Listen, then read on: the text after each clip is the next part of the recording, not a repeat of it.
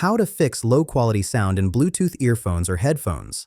In most cases, this happens because your Bluetooth headphones get stuck in hands-free mode, which is meant for calls and meetings, and always gives low-quality audio. To fix it, right-click the Start button and open Device Manager. Then expand Sound, Video, and Game Controllers. Here, you'll see your Bluetooth device listed in two modes. One is normal audio mode, and the other is hands-free mode. Right-click on the hands-free version of your headphone or earphone and disable it. Then restart your PC.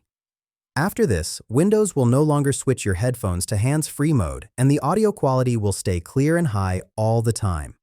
Just keep in mind that disabling hands-free mode also disables the headphone's microphone, so if you need the mic for meetings or calls, you'll have to come back here and enable it again.